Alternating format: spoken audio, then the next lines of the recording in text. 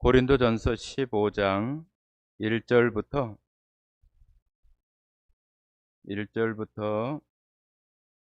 6절까지 읽도록 하겠습니다. 고린도전서 15장 1절부터 6절까지 말씀을 같이 읽도록 하겠습니다. 같이 읽겠습니다. 형제들아, 내가 너희에게 전한 복음을 너희에게 알게 하노니 이는 너희가 받은 것이요 또 그 가운데 선 것이라. 너희가 만일 내가 전한 그 말을 굳게 지키고 헛되이 믿지 아니하였으면 그로 말미암아 구원을 받으리라.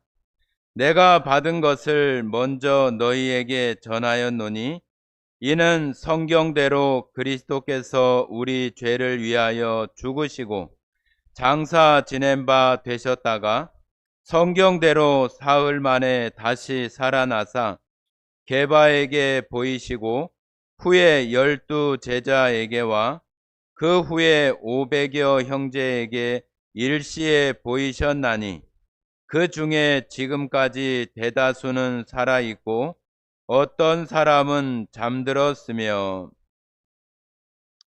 네, 오늘 성도님들과 함께 아주 유명한 고린도전서 15장 부활에 대한 그 내용으로 우리의 참 소망이 되고 또 성도 여러분 마음속에 부활에 대한 확신이, 나의 이 믿음이 더 견고해지는 그런 시간이 되어지기를 원합니다. 우리가 잘 아는 것처럼 지금 우리가 고린도 전서를 보고 또 고린도 전서가 기록되어진 그 시기는 로마 시대입니다. 로마. 그리고 그 당시에 어떤 문화나 또 사람들의 어떤 사고, 생각, 그런 것들은 그 이전의 제국이었던 헬라, 그리스 그 제국의 그 영향들을 받고 있는 그런 시대가 바로 로마 시대입니다. 지금 우리가 학교에서 공부하고 이런 그런 시스템이나 방식들도 여러분 그런 이야기 들어보셨잖아요. 그레코 로만형 뭐 이런 말씀 들으시잖아요. 그 그레코 로만이라고 하는 것이 다 로마의 그런 방식이나 그런 그 사고들이 지금의 어떤 그 교육 체계나 그런 것들이 이렇게 이어져 있는 그런 모습들이거든요. 그래서 이 당시에 지금 우리가 읽었던 고린도 교회, 고린도 전서가 기록되어진 이 시기에는 그 헬라 시대, 그리스의 그 문화나 사람들의 그 생각, 철학이나 그런 것들도 다 헬라 시대의 그러한 것이 아주 주류를 이루는 시대예요. 우리나라에 기독교가 들어올 때는 조선시대 그 말이잖아요. 그죠? 조선시대 말, 여러분 잘 아시는 뭐 흥선대원군, 서양의 문물을 받아들이지 않고 쇄국 정책을 펴고 아주 그 서양의 문물을 뭐라고 해야 되는가요? 전혀 우리나라 땅에 발디디지 못하게 하려고 하는 그런 일들이 있는 그 이후에 기독교, 천주교가 들어오게 되는 것들이 우리나라의 모습이에요. 우리나라의 어떤 그 사고나 문화는 이 동양 중국의 문화, 또 유학, 또 유교, 그런 사상이 주류를 이루고 또 생각 속에 그런 것들이 있는 상태의 그런 시대예요. 그죠? 그런 시대에 기독교가 들어온 것처럼 마찬가지로 로마 시대의 이 기독교, 또 예수님의 이 부활이 전해지는 그런 시대는 바로 헬라 그런 철학, 그런 생각들이 주류를 이루는 그런 시대에 전해졌던 것이 바로 예수님의 부활에 대한 그 전파이고 기록이라고 말할 수 있습니다.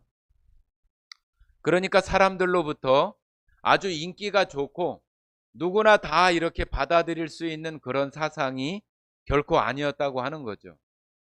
우리나라에도 유교의 그런 그 제사 문화나 그런 것들이 있는 상태에서 이 기독교가 들어오면서 많은 그런 저항들이 있고, 또 그때의 주류를 이루었던 선비들이나 또 학식이 있고, 또 어떤 그 관료나 그런 사람들이 다 배척하고, 그런 사람들을 다 잡아다가 옥에 가두거나 죽게 하거나, 그런 일들이 우리나라 역사 가운데에도 있었던 거예요.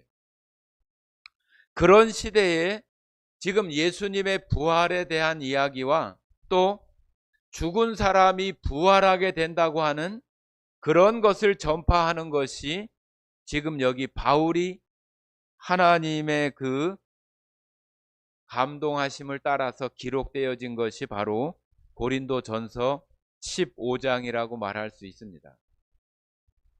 고린도전서가 기록되어진 그 시대에 사람이 부활한다, 사람이 다시 살아난다고 하는 것은 절대로 있을 수 없는 그런 어떤 그 사고 방식, 그런 시대예요.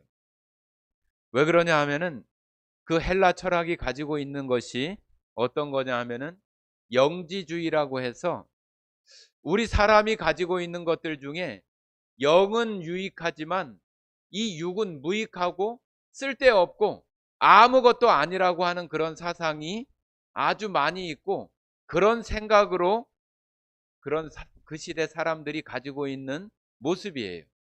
그 이원론이라고 해서 그렇게 딱 나누어서 생각하는 그런 사람들에게 사람이 죽어도 이 육체가 부활한다고 하는 것은 아무 쓸데없고 아무 유익도 없는 그 육체가 부활한다고 하는 것은 받아들일 수 없는 그런 내용인 거예요. 그런 당시에 이 예수님의 부활과 또 죽은 자의 부활에 대한 이 이야기는 아주 너무나 사람들에게 아주 새롭고 받아들이기 어려운 그런 내용이라고 하는 거죠. 우리가 신앙인으로 살아가면서 예수님을 믿는 거, 구원받았다고 하는 그런 것으로 우리는 그냥 모든 것들을 그냥 다, 나는 그냥 기독교에 대한 것들을 다 안다, 아니면은 내가 그냥 구원받았으니까 그런 것도 괜찮아, 그런 식으로 이 부활에 대한 것도 아주 우리들 마음속에 소중하게 생각하거나 내가 반드시 내 마음 가운데 있어야 되는 소망이나 믿음으로 이렇게 생각하지 않는 그런 경향들이 있어요. 구원받았으면 되지, 무슨 또 뭐 다른 것이 또 필요해. 구원받으면 그냥 내가 하나님 나라에 천국 가는 것이면 그만이지, 무슨 또 뭐 부활이나 그런 것은 내가 그냥 알고 있으면 되는 거 아니요? 내가 그냥 이렇게 성경에서 읽고 있으면 되는 거 아닌가? 그런 생각을 하는 경향들이 믿는 사람들 안에도 상당히 많이 있다고 하는 거예요. 그런데 이 고린도전서 15장을 읽으면은 결코 이 부활이 우리가 단순히 그냥 이해하거나 알고 있는 그런 것으로 넘어갈 수 없는, 우리가 믿고 있는 이 기독교의 핵심 가운데 핵심이라고 말할 수 있는 그것이 바로 부활이라고 하는 것을 우리가 알게 됩니다. 우리 성도들 마음속에 혹이라도 이 부활에 대해서 그냥 구원의 어떤 그 곁다리 정도로 내가 자세히 알지 못해도, 내가 이것을 믿지 않아도 괜찮다고 하는 그런 사고를 가지고 계신 분이 혹 있다면은 오늘 이 말씀을 통해서 이 부활이 얼마나 중요한 건지를 깨우치고, 이 부활의 소망이 여러분 믿음 안에 큰 확신으로 되어지기를 원합니다. 이 고린도전서 15장은 세 부분으로 이렇게 좀 구분할 수가 있어요. 1절에서 여러분 보시면은 19절까지가 또 한 부분이고, 또 20절부터 34절까지가 또 한 부분으로 이렇게 구분할 수 있고, 35절부터 마지막 58절까지를 또 다른 부분으로 이렇게 구분할 수 있습니다. 이 부활에 대한 것은 굉장히 핵심적이고 중요한 것이기 때문에 이 전체를 오늘 이 짧은 시간에 이것을 다 하는 것은 굉장히 아주 그냥 겉에만 이렇게 할 수 있는 그런 시간 정도밖에는 되지 않습니다. 그러나 그래도 이 세 부분을 아주 요약해서 아주 핵심적인 그런 부분들만 우리가 나눌 수 있어서 이 부활에 대한 새로운 이해와 생각이 이렇게 되어지기를 바라는 마음이 있습니다. 바울은 말씀드렸던 그런 로마 시대에 있는 사람들에게 부활에 대한 이야기를 하면서 여기 15장 3절부터 그 이야기를 하는 그 말씀들을 우리가 읽어볼 수 있는데, 여기 나오는 그 말씀들을 읽어보면은 성경대로라고 하는 그 말이 3절과 4절에 이렇게 한 번씩 언급이 되어 있습니다. 성경대로라고 하는 말은 그냥 이렇게 활자로 글자로 기록된 그 글에 기록되어 있다, 그런 그 의미만이 있는 것이 아니라 하나님의 말씀, 하나님의 약속, 하나님께서 진리의 말씀으로 우리 사람들에게 주신 약속이다, 또 하나님의 말씀이다 하는 그 표현을 성경대로 이렇게 말을 하는 거예요.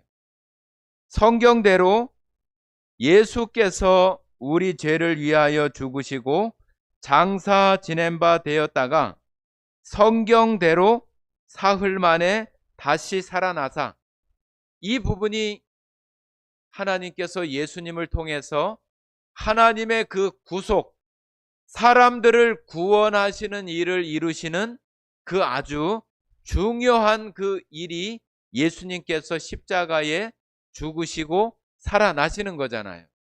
그래서 하나님께서 성경대로 하나님의 약속의 말씀으로, 하나님의 언약의 말씀으로, 하나님 말씀으로 그와 같이 사람들에게 알려주셨다, 그 말을 이렇게 선언적으로 선포적으로 말씀을 하면서 이 시대 사람들은 예수님이 지금 십자가에 돌아가신 지 지금 그 후에 얼마 되지 않은 시대예요. 한 최대 30년 정도밖에 되지 않은 시대예요.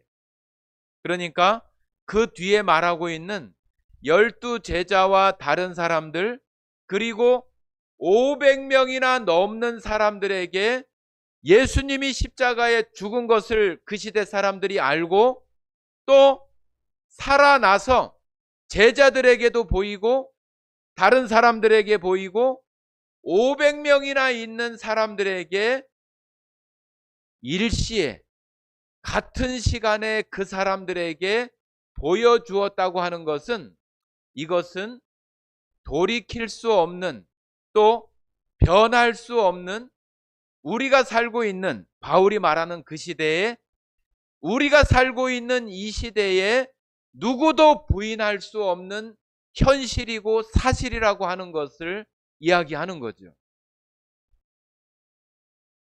예수님이 죽은 것을 예루살렘과 그 지역에 있는 모든 사람들이 다 보고 다 들었고 알았고, 또 부활하신 것을, 그 예수님을 부활하신 몸을 본 사람들이 많이 있고, 또 지금까지 살아서 그 일을 증언하고 이야기할 수 있는 사람들이 여전히 살아있다고 하는 거예요.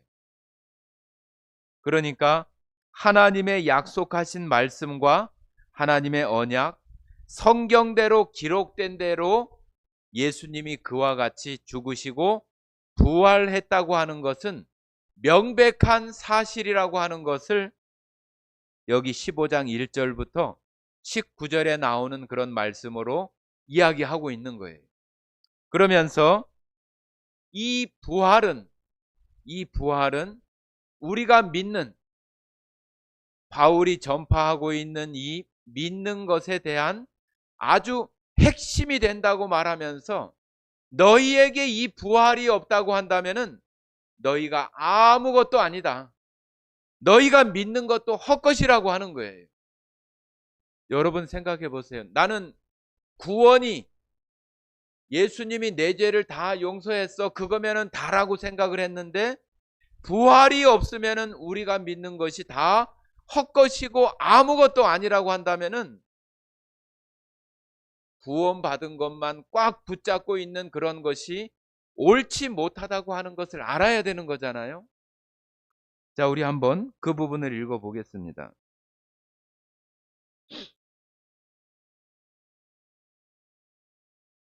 12절부터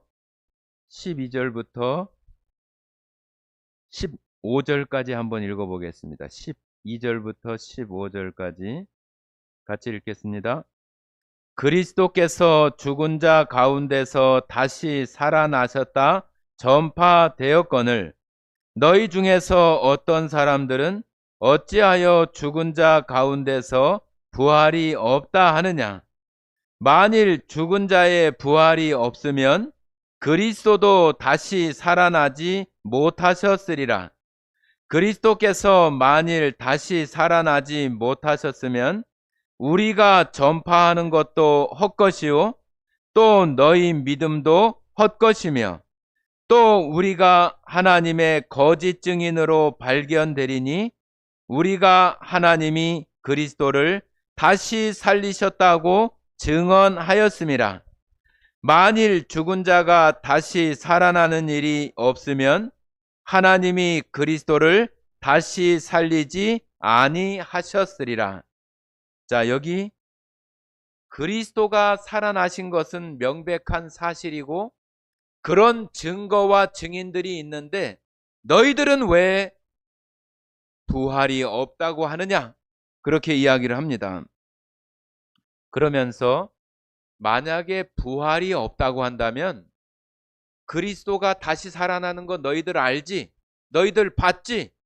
그런 증인들이 있지?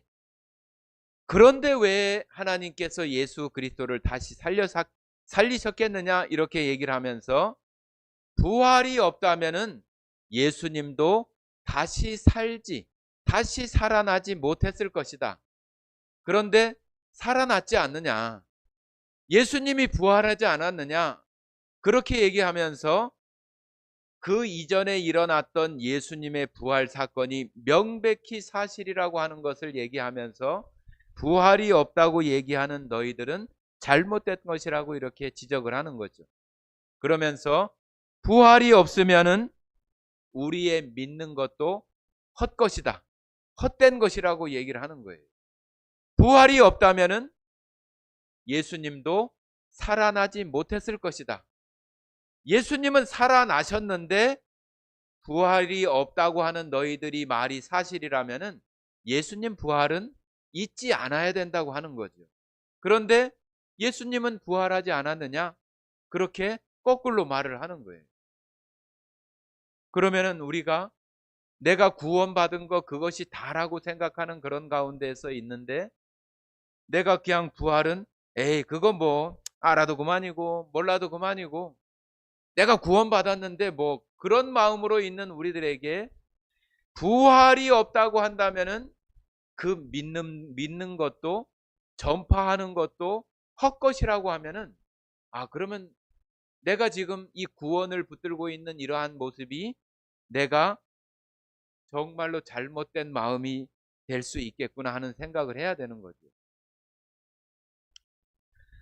하나님께서 예수님이 하신 그 십자가 사건이 있기 이전에도 하나님께서 이 바울을 통해서 로마서나 성경 속에 하나님께서 우리를 의롭다 하시기 위해서, 의롭다 하시는 것은 우리가 그냥 예수님께서 우리의 죄를 다 담당하시고 다 대신해서 죽는 것으로만 끝난다고 한다면은 우리의 의로움이 이루어지지 않는 거라고 하는 거예요.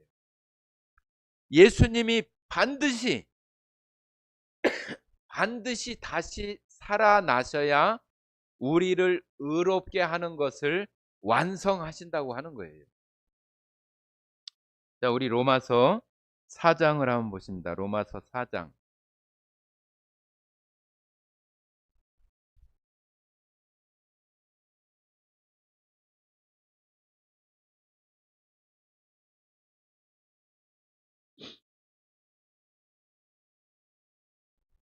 (4장) 24절 25절 같이 읽겠습니다. 의로 여기심을 받을 우리도 위함이니 곧 예수 우리 주를 죽은 자 가운데서 살리신 이를 믿는 자니라. 예수는 우리가 범죄한 것 때문에 내줌이 되고 또한 우리를 의롭다 하시기 위하여 살아나셨느니라. 죄에 대한 것으로 십자가에 죽으시는 내줌만 되는 것으로 끝나는 거면은 우리의 이 구원이 온전하게 완전하게 이루어지지 못한다고 하는 거예요. 예수님이 죽음에 사망에 죄의 삭슨 사망이잖아요. 그 사망의 권세와 사망의 역사를 깨뜨리고 부활하시는 것으로 말미암아 믿는 우리들에게 의를 이루시는 것으로 예수님이 부활하셨기 때문에 우리의 의가 예수님의 의가 우리의 믿는 우리들에게 그 의가 온전하게 이루어질 수 있다고 하는 거예요. 자, 그러면 다시 고린도전서 15장으로 우리가 살펴보면은 부활이라고 하는 것이 없다고 한다면은 우리가 믿고 있는 것이 다 헛된 거예요. 우리가 전파하는 것이 다 헛된 거라고 하는 거예요. 그냥 예수님이 십자가에 죽으시고 장사된 것만 얘기하면은 어찌 보면 반쪽짜리가 되는 거죠. 예수님이 아직도 부활하지 않고 있다면은 우리는 온전한 구원이 되지 못하는 거예요. 온전한 구원은 예수님의 완전한 부활이 있어야 그 완벽한 구원을 이루시는 그 의가 믿는 우리들에게 전가되어져서 그것이 우리의 의가 되어짐으로 우리가 온전한 구원을 받았다, 그렇게 말할 수 있는 것인 거예요. 그러므로 아까 우리가 고린도전서 15장 1절부터 19절까지의 그 내용 가운데에는 만약에 부활이 없다고 한다면은 우리의 삶이 다만 이 세상에서 되어지는 것으로 끝난다고 한다면은 우리의 전하는 것도 헛것이고 우리가 믿는 것도 헛것이고 아무것도 아닌 것이 되어지기 때문에 모든 사람들 가운데에서 더욱 가장 불쌍한 사람들이 되어질 수밖에 없다고 하는 거예요. 그러니 부활이 얼마나 중요해요? 부활이 정말로 우리 구원의 핵심 중에 핵심이라고 할 수 있는 거죠. 자, 우리 같이 한번 따라해 보실까요? 부활은 나의 믿음의 핵심이다. 부활은 내가 지금 믿고 살아가는 이 생활 속에 살아가는 중에서 이 부활은 나의 믿음, 나의 신앙의 핵심이라고 하는 거예요. 핵심. 가장 중요한 거라고 하는 거죠. 내가 믿고 있는 구원이 온전히 이루어지기 위한 가장 중요한 거라는 얘기. 가장 중요한 사건, 가장 중요한 어찌 보면은 기독교의 교리, 우리가 반드시 붙들어야 되고 반드시 우리들 마음 가운데에 믿음으로 있어야 되는 내용이 바로 부활이라고 하는 거예요. 자, 그래서 이제 20절부터 34절까지는 예수님의 부활이 어떻게 이루어졌느냐, 예수님이 부활이 어떻게 됐느냐 하는 것들을 통해서 이야기하는 것이 바로 20절부터 34절까지의 내용이라고 말할 수 있습니다. 자, 그 중에 몇 절을 한번 읽어 보겠습니다.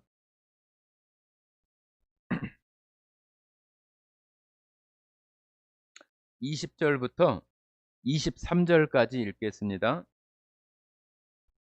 같이 읽겠습니다. 그러나 이제 그리스도께서 죽은 자 가운데서 다시 살아나사 잠자는 자들의 첫 열매가 되셨도다. 사망이 한 사람으로 말미암았으니 죽은 자의 부활도 한 사람으로 말미암는도다. 아담 안에서 모든 사람이 죽은 것 같이 그리스도 안에서 모든 사람이 삶을 얻으리라. 그러나 각각 자기 차례대로 되리니 먼저는 첫 열매인 그리스도요, 그 다음에는 그가 강림하실 때에 그의 그리스도에게 속한 자요. 자, 여기 20절에 그러나로 이렇게 시작을 합니다. 그러나 부활이 없다고 한다면은 이 세상에 믿는다고 하면서 살아가는 사람들이 가장 불쌍한 사람들이라고 이렇게 말하면서 맺혀지는 그 다음 절 20절을 시작하면서 그러나라고 하는 것은 앞에 있는 내용과 아주 반대되고 또 새로운 그 역설적인 것을 나타낼 때에 그러나로 이렇게 이야기를 합니다. 앞부분에서 그렇게 그러나 했었던 그런 모습들이 부활이 없다고 하는 너희들 그렇게 얘기하지, 그러나 예수님이 이와 같이 부활하셨다고 하는 것을 이제 바울은 설명하고 있는 거예요. 바울은 대단히 우리가 자기가 언변도 없다고 이렇게 이야기를 하지만은 바울은 굉장히 유능한 언변을 가지고 있는 사람이고 또 이 그리스도 예수님에 대한 어떤 그 변호, 변증 그러한 것들에 대해서 하나님께서 이방인에게 전파할 사람으로 선택한 사람이 바울이잖아요. 그렇기 때문에 이 바울은 그냥 성경 속에 기록된 대로 말에는 조라하고 그런 표현만 우리가 생각해서는 안 돼요. 대단한 그리스도에 대한 또 그 당시에 그리스 사람들이나 많은 사람들에게 넓은 아주 큰 광장에서 그 시대의 어떤 철학자들이나 그런 사람들과 말로 그리스도를 변증하고 예수 그리스도가 하나님이 참다운 신이라고 하는 것을 변론하고 변증했던 사람이 바울이잖아요. 그 바울이 예수님이 부활하신 것이 그냥 어느 순간 되어진 것이 아니라 아담 때부터 되어졌던 첫사람 아담으로 인해서 많은 사람이 죄인 된 것 같이 둘째 아담인 예수님을 통해서 많은 사람이 의롭게 되고 부활하게 될 것에 대한 이야기들을 지금 바울이 하면서 바로 예수 그리스도가 이전에 부활했던 거 너희들 확실히 알지? 많은 증인들이 있지? 그 예수가 바로 첫 열매야. 첫 열매라고 하는 것은 그 다음에 또 다른 열매가 있다고 하는 것을 얘기하는 거잖아요.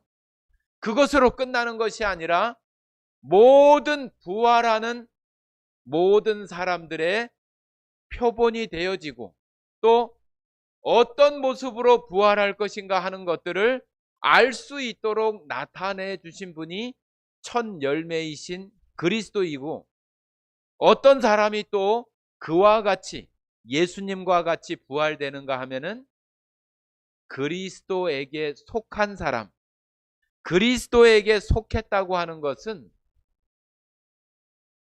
그리스도 안에 있는 사람, 교회에 있는 사람, 예수님을 구원자로 믿는 사람, 예수님께 붙어 있는 사람, 예수님의 십자가 사건을 자기의 구원의 사건으로 믿는 자, 그러니까 예수님께 속한 자, 예수님 안에 있는 사람들을 얘기하는 거죠.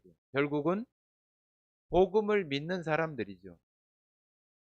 예수님이 십자가에 죽으시고 부활하신 것은 나의 죄를 대신하셔서 그 일을 이루시고 나의 죄값을 갚아주셔서 나로 예수님의 그 의를 또 믿는 나에게 그 의로 여겨주신다고 하는 것을 믿는 자, 그가 바로 그리스도께 속한 자예요. 그가 바로 이제는 둘째 열매인, 예수님이 첫 열매가 되셨다고 한다면 이제는 둘째 열매는 바로 그리스도께 속해 있는 사람들이 둘째 열매가 되어져서 부활하게 되어진다고 하는 것을 예수님을 통해서 보여주는 거예요. 너희들 알지? 예수님이 부활했잖아.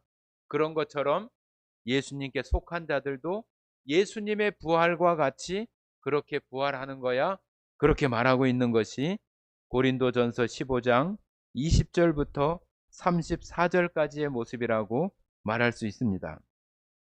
자, 여기도 같이 한번 따라해 보십니다. 예수님의 부활하심은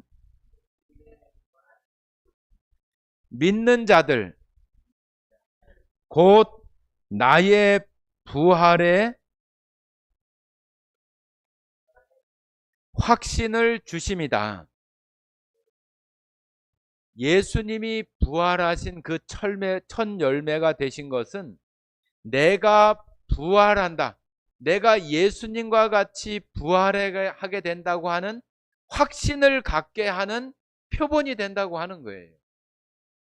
그냥 예수님이니까, 하나님의 아들이시니까 그분만 부활하는 것이 아니라 그리스도를 믿는, 그리스도께 속한 나에게도 첫 열매가 되어주신 예수님과 같이 나도 그와 같이 부활하게 된 몸을 입을 것이라고 하는 것을 보여주는 표본으로, 예표로 보여주신 것이기 때문에 내가 부활한다고 하는 확신을 주시는 것이라고 우리가 이 말씀을 이렇게 읽어야 되는 거예요. 그러니까 우리의 부활은 그냥 나중에 되면은 뭐 어떻게 되겠지 하는 것이 아니라 예수님과 같이 나에게도 그런 부활이 있다고 하는, 우리가 확신을 갖게 하는 그 표본이라고 하는 거예요. 예수님이 부활하셨으니, 첫 열매로 부활하셨으니 그리스도께 속해 있는 나도 그와 같이 부활하게 될 거라고 하는 것을 이야기를 하는 거예요. 그리고 35절부터 마지막 절까지는 바로 그 부활이 어떻게 이루어지느냐, 그 부활이 어떻게 이루어지는지에 대한 내용들을 아주 자세하게 설명하고 있으면서 결코 사망의 권세나 능력이 붙잡을 수 없고 메어 놓을 수 없는 그러한 온전한 승리가 부활을 통해서 이루어진다고 하는 것을 말하고 있는 것입니다. 자, 15장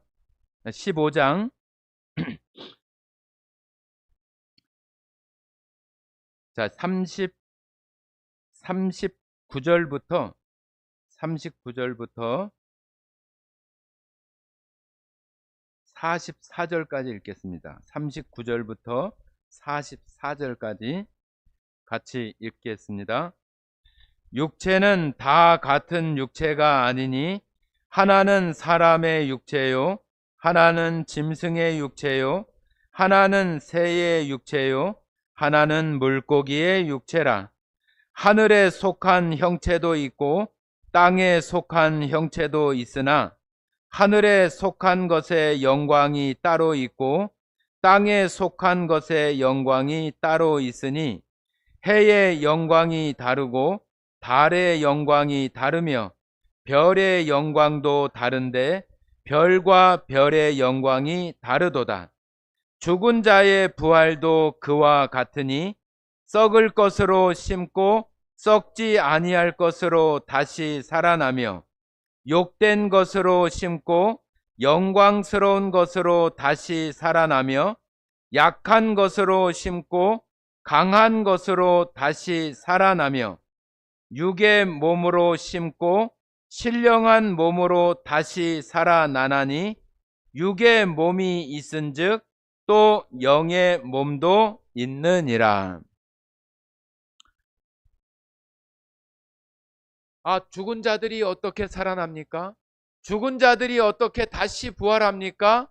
그렇게 이야기했을 때 바울이 죽은 자의 부활이 어떻게 된다고 하는 것을, 그 부활이 어떤 부활로 일어난다고 하는 것을 아주 자세하게 우리가 자연 속에서 또 세상 속에서 볼 수 있는 여러 가지 것들을 보여주는 것들 속에서 우리들에게 알게 하고, 그 시대 고린도 교회를 포함해서 헬라의 그런 사상과 철학, 그런 문화들이 있는 사람들에게 부활이 이렇게 된다고 하는 것을 이야기하고 있는 것입니다. 그 시대 사람들이 영과 육으로 이렇게 말하고 있는 것을 따라서 영에 대한 것, 육체에 대한 것, 그러한 것이 있는 것처럼 우리의 부활도 이 육체 가운데, 세상 가운데 있는 것과 다른, 전혀 다른 그런 부활이 있게 된다고 하는 것을 말하고 있는 것입니다. 그래서 우리가 방금 읽은 것처럼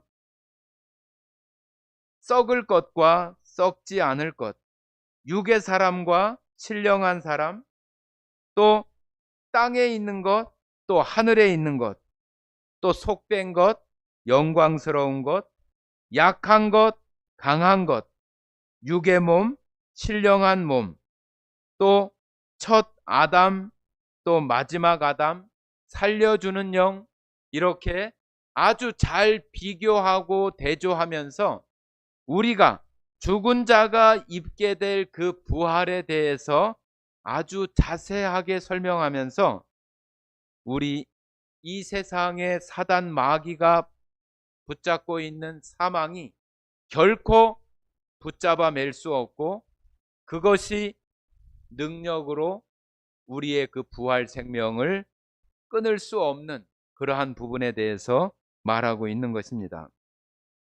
자, 15장 말밑 부분을 같이 한번 읽어 보겠습니다. 53절부터 58절까지 읽어 보겠습니다. 같이 읽겠습니다. 이 썩을 것이 반드시 썩지 아니할 것을 입겠고 이 죽을 것이 죽지 아니함을 입으리라. 이 썩을 것이 썩지 아니함을 입고 이 죽을 것이 죽지 아니함을 입을 때에는 사망을 삼키고 이기리라고 기록된 말씀이 이루어지리라. 사망아, 너의 승리가 어디 있느냐? 사망아, 내가 쏘는 것이 어디 있느냐? 사망이 쏘는 것은 죄요, 죄의 권능은 율법이라. 우리 주 예수 그리스도로 말미암아 우리에게 승리를 주시는 하나님께 감사하노니, 그러므로 내 사랑하는 형제들아, 견실하며 흔들리지 말고 항상 주의 일에 더욱 힘쓰는 자들이 되라. 이는 너희 수고가 주 안에서 헛되지 않을 줄 알미니라.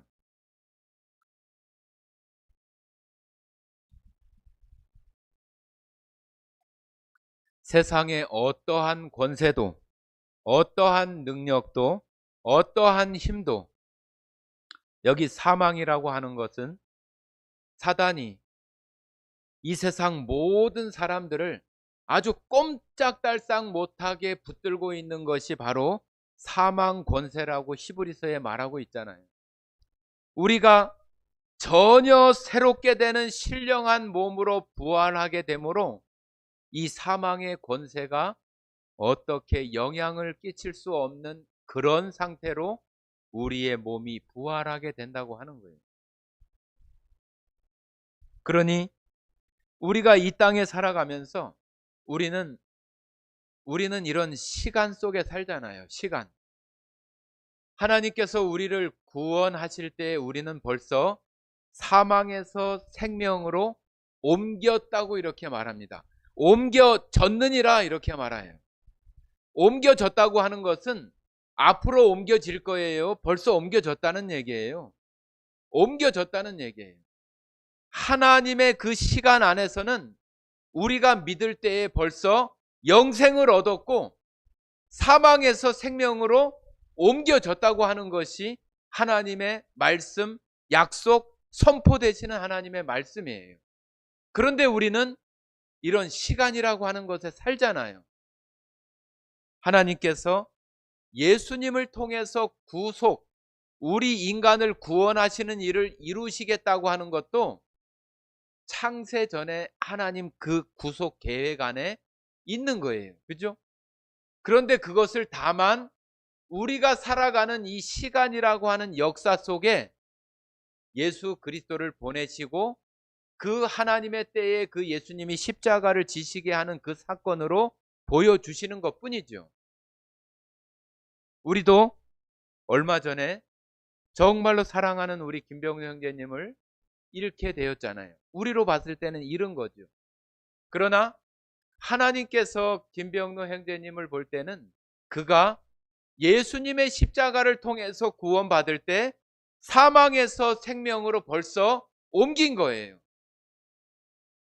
그러다가 하나님께서 우리 김병로 형제님이 하나님께서 허락하신 그 시간 동안을 살아가다가 하나님의 그 때가 되어졌을 때 이제 그 육체가 하나님 그 안에 부활한 그 모습으로 하나님 앞에 가게 되는 거죠. 성경에는 그런 예가 많습니다. 예수님이 십자가에 죽을 때 옆에 있는 그 한 강도에게 그랬잖아요. 예수님께 당신의 나라에 임할 때에 나를 기억해 달라고 얘기했을 때 예수님이 뭐라고 그랬어요? 네가 오늘 나와 함께 낙원에 있으리라. 낙원에 있다고 하는 것은 그냥 단순히 어떤 좋은 곳이 아니라 우리가 우리에 있는 이 부활 소망으로 하나님 나라에 가게 된다고 하는 그 소망이 그 강도에게는 그날 자기의 생명이 십자가에서 끊어지는 그때에 네가 오늘 나와 함께 낙원에 있으리라 하시는 그 말씀대로 그가 예수님과 함께 그 낙원에 있게 되는 거잖아요. 여러분과 저도 똑같죠. 우리가 믿는 그 시간이나 시기는 달랐지만은 우리는 다 우리 안에 예수님의 십자가를 나를 구원하시는 나의 죄값을 이루시는 하나님의 사랑, 하나님의 은혜로 우리들 마음속에 믿음으로 갖는 사람들은 그 믿음으로 가질 때에 사망에서 생명으로 옮겨진 거예요. 다만 우리 육체가 이제 우리에게 부여하신 그 시간을 살아가고 있을 뿐이지 우리는 벌써 그렇게 되어진 사람들이에요. 우리의 생명이 어느 날 끝날 때에 우리 사람들은 또 남아있는 사람들은 장례를 치르잖아요. 그죠? 우리는 시간의 구애를 받는 사람들이기 때문에 어쩔 수 없어요. 그분이 돌아가셨을 때 그냥 순간적으로 그냥 우리가 어떤 그 장례나 그런 슬픔을 다 이렇게 할 수가 없어요. 그렇기 때문에 3일 또 필요하면 더 길게 그런 장례를 통해서 그가 정말로 하나님 사람 그리스도께 속했던 그런 사람이라고 한다면은 우리가 함께 하지 못하는 그런 아쉬움도 그 장례 기간을 통해서 그 마음을 삭히고 또 이제는 성경 말씀, 하나님의 약속의 말씀, 진리 되시는 하나님의 약속의 말씀을 따라서 그가 신령한 몸으로 부활하여서 하나님의 나라에 갔다고 하는 그런 우리의 이제 믿음 안에서 그 사랑하는 자를 보내줄 수 있는 그런 마음으로 환송해주고 보내는 그런 마음들이 우리가 장례 기간 동안 우리는 그 일을 할 뿐이지 실제로는 우리의 생명이 다하는 그때에 하나님의 나라에 우리는 신령한 몸, 영광스러운 몸, 썩지 않을 몸, 예수님과 같은 그러한 몸으로 하나님 나라에 내가 오늘 나와 함께 낙원에 있으리라 하신 그 말씀과 같이 우리들이 그와 같이 되는 거예요. 그러니 이 부활이 얼마나 믿는 우리들에게 소중하고 반드시 내 안에 이 부활에 대한 소망이 있어야, 부활에 대한 확신이 있어야 이 세상 살아가면서도 어느 것 하나 두려워하거나 걱정하거나 고민하는 일들이 우리 안에서 적게 하면서 우리는 하나님께서 우리에게 주신 그 날들을 살아갈 수 있는 그 힘이, 내가 그리스도와 같이 부활할 수 있는 그리스도께 속한 생명으로 살아가고 있다고 하는 그 믿음이 우리 가운데 너무나 중요한 거예요. 그래서 여기 계시는 우리 예수사랑교회 모든 성도들, 각각 우리 김병도 형제님과 관계들은 조금씩 다를 수 있지만은 믿는 성도로서의 그러한 마음에서 나도 이제는 정말로 이 부활에 대한 소망이 이번에 이런 큰 아픔을 통해서 나에게 이 부활에 대한 이 확신된 이 믿음이 나에게 얼마나 중요하고 나에게 반드시 있어야 된 믿음이라고 하는 것을 여러분들 마음속에 각인하시고 이 부활에 대한 소망으로 여러분들 믿음이 더 확증되는 일이 있기를 바랍니다. 자, 다시 한번 또 이 세 번째 그런 부분들을 다시 한번 우리가 따라해 보겠습니다. 나의 부활 생명은 예수님 같은 하늘에 속한 썩지 않을 영광스러운 신령한 몸으로 부활한다. 이것이 하나님께서 우리에게 해주시는 약속이에요. 처음에 말씀드린 것처럼 1절부터 58절까지 정말로 자세하게 해야 될 필요가 있지만은 오늘 이 시간을 통해서 정말로 세 단락 가운데에 중요한 부분들을 우리가 한번 이렇게 살펴보았습니다. 우리가 이렇게 시간을 들이고 나의 어떤 그 몸을 들여서 이렇게 생활하는 이 신앙이 헛된 것이 되어질 수 없잖아요. 그러기 위해서는 예수님의 부활이 사실인 것처럼 우리의 부활도 예수님과 같은 그런 부활로 신령한 몸을 입게 된다고 하는 그 아주 확신된 그런 믿음들이 여러분에게 있어져서, 안타깝고 아쉽기는 하지만 우리의 믿음 또 하나님의 말씀 안에서 볼 때는 오히려 이 땅에 살고 있는 우리가 더 어찌 보면은 저 천국과 비교해 본다면은 우리가 더 어찌 보면은 안쓰러워해야 할 우리 모습일 수 있어요. 지난 그 장례식에서도 장바울 목사님 말씀하신 것처럼 김병도 형제님이 훨씬 더 좋은 곳에 계신 거예요. 우리의 믿음이잖아요, 그것이. 하나님 나라, 우리가 천국에 갈 거야, 하나님의 나라에 갈 거야, 그런 이야기를 하는 이유가 뭐예요? 이곳보다 그곳이 더 훨씬 비교할 수도 없을 정도로 더 좋은 곳이라고 하는 것이 우리들 믿음이잖아요. 그런데 우리가 우리의 성도였던 김병래 형제님에 대해서 계속 아쉬워하고 안타까워하는 것은 우리가 뭘 잘 모르고 잘못된 생각을 하고 있는 것이나 똑같은 거예요.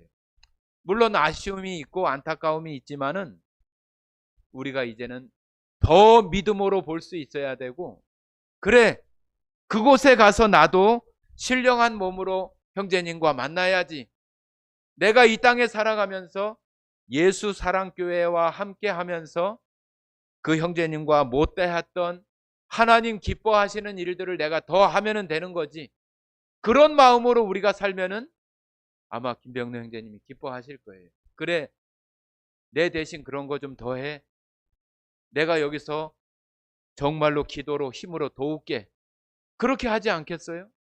그게 우리의 믿음이어야지, 우리가 늘 한탄하고 아이고 생각하고 그런 마음으로 있는 것은 우리의 믿음이 아니에요. 우리의 믿음 가운데에서 이제는 아쉬워하는 마음이 적어지고 우리가 오히려 그 나라를 더 소망하고 더 부활 생명에 대해서 확신을 가질 수 있는 것이 되어지는 것이 우리 형제님께서도 바라는 것이고 또 하나님께서도 바라는 것이고 그것이 우리의 믿음인 거예요. 성도님들, 그 믿음 안에서 오늘 이 시간을 통해서 정말로 이제 우리들 마음들이 점점 더 가벼워지고 내가 더 힘차게 신앙생활할 수 있는 새로운 어떤 계기, 출발점들이 저도 마찬가지고 여러분들 모두에게 되어질 수 있는 시간이 되기를 바랍니다. 함께 기도하고 마치겠습니다.